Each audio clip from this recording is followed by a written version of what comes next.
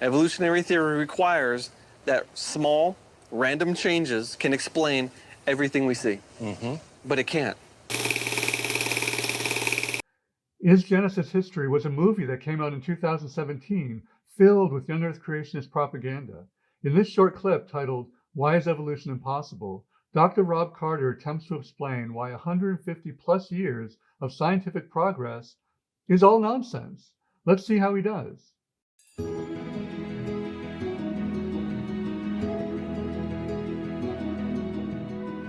So from your perspective as a marine biologist, and I know that you've studied the whole area of genetics a lot. Yes. When people talk about evolution, what is it? How do you define evolution? The word means change over time. But I believe in change over time, but I'm not an evolutionist. So how does one figure this out, really? How do you define evolution? He's playing with semantics here. The point is he rejects common descent. But note that he's already backtracking in a sense. He's not saying God directly created every species on Earth, because even the most ardent young Earth creationists can't defend that. He's saying God directly created a certain number of creatures and plants, and they evolved into everything on Earth. So he accepts evolution, but only to a point. Evolution is a belief that enough change over enough time, can lead to the common ancestry of all species on Earth. All right. So that's the part I reject. Okay, now we get a better definition with two glaring errors. He says belief, that it can happen. No, it is acceptance that that is what the evidence shows happens. Evolution is accepting that the best explanation for the evidence we have is universal common descent. Of course species change. I mean, look at these sharks here. We have several different species of sharks. When God created, he put into those organisms the ability to change, to adapt, to respond dynamically to the environment. But they're still sharks. God put into the animals the ability to adapt.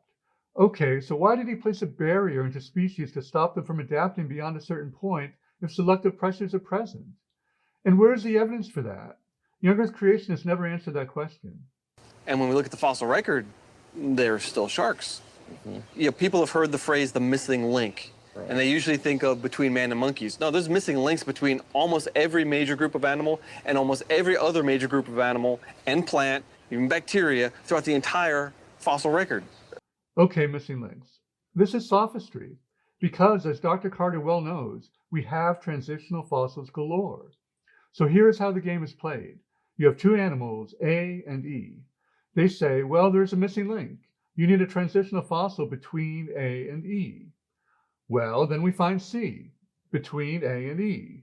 Then they say, ha, now you have two missing links. You have a missing link between A and C, and between C and E. You need B and D. And this game goes on and on and on and on. Which indicates very strongly that these are actually different creations. Different creations? Really? The fossil record makes a lot of sense from the perspective of common ancestry. It aligns well with comparative anatomy and with the genetic record and other things. And we have no rabbits in the Precambrian. The fact that the fossil record is not complete, because fossilization is rare, indicates direct creation? No. And again, we have transitional fossils galore. So we don't get one kind becoming another kind? No. Evolutionary theory requires that small, random changes can explain everything we see. But it can't. And why can't it? But it can't, he says. Well, sign him up for a Nobel. He's about to give us an insight that overthrows the foundation of biology. Because life is so complex that small changes can't explain it. Life is too complex? So personal incredulity is his answer? That's his insight? I used to be sympathetic to this argument myself before I understood evolution properly. But complexity actually points to evolution, not away from it. Complexity is what we should expect in an evolutionary framework. And besides, this is a God of the gaps argument, and that never ends well. And furthermore, we do have a good idea of how many of the complex results of evolution happened. Just like you can't take a computer operating system and look at it and say, oh yeah, this is built up one digit at a time over any length of time. No, it took an intelligent person to sit down and put it together. Now he compares evolution to computer programming. This is just a bad analogy. Computer programs don't undergo replication with selection. But I do believe there was an intelligent mind, God, behind the design of evolution.